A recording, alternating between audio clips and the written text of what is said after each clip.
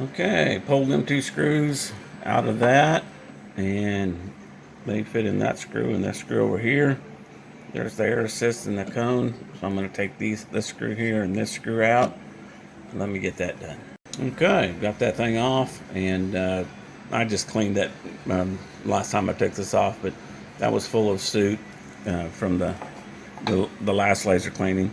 And there's their air assist. Anyway, this little guy right here, I'm going to take him off. Just basically unscrew him. He had fallen down. This thing had fallen down into that cone, and my laser had etched the glass in this thing. And it basically, if you look at it, you can see that it's pitted. It's right in there. And the laser beam was, it was a big dot. So when the laser beam was coming down, you can see it was a big dot. It wasn't a little fine dot like before. So there's that guy. I got three of them on order.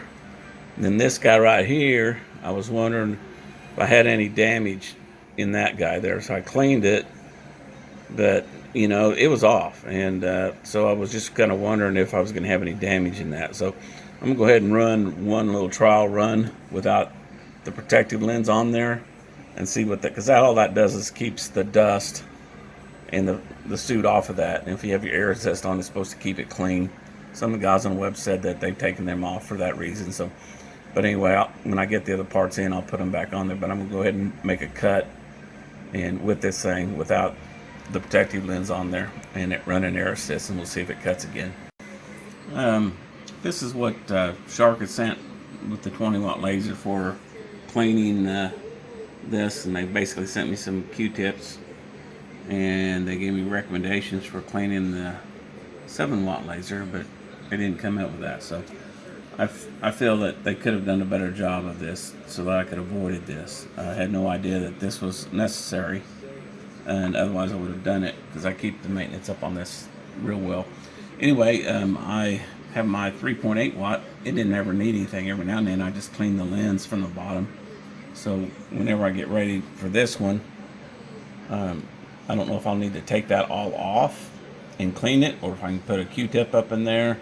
But anyway, I will definitely be inspecting it probably once a day when I'm burning lasers and stuff like that.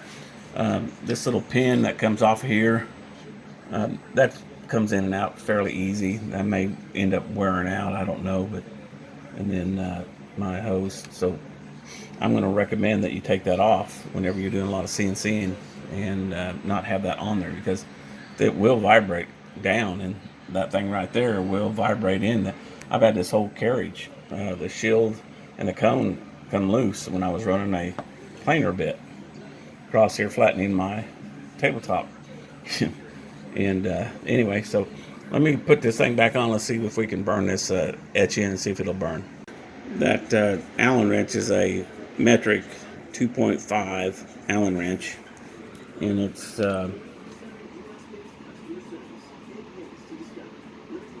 I think just the 5-sided or maybe 6-sided. I'm not sure, but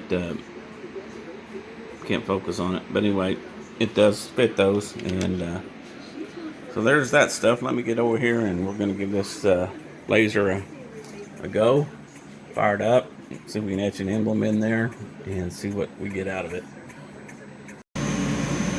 Alright, well, it's definitely a whole lot sharper image. It's back to the really bright focus dot. So I've got that stuff out of there. So air assist is on. I'm bending to the outside, and this is running 60% power, 40% speed rate, and this is the cold galvanized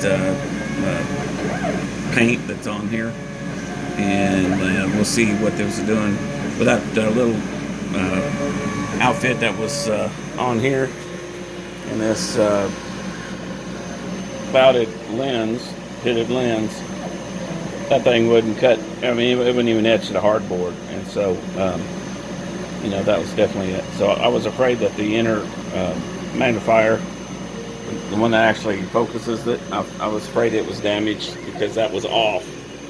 And anyway, so we're etching this and see what we're doing back. We'll be back up to power again. And it was kind of funny when I was losing that power and that laser and that little brass thing had fallen off down in there, and that it was going through that cloudy deal. I was getting all kinds of weird settings. I said, I know that will do that, and I know that will cut that, but why isn't it doing it? And so I bumped settings and messed around with it. It took me a day to figure out that, you know, what I was up against was that. So anyway, so yeah, so we'll see what this one looks like and get her going. Alright, let it raise that hood and get a little stinky in here. Anyway, that thing is going to town. It's so much finer of an edge. I can't wait to wash it off just to see what this looks like. Anyway, there we go, and it's about to finish up. Okay, just took that off the laser. It is very crisp. I'm going to clean it off. This is what we're comparing at. None of them have been this clean since I started this one, so that's amazingly clean. Let me clean it off, see what it looks like.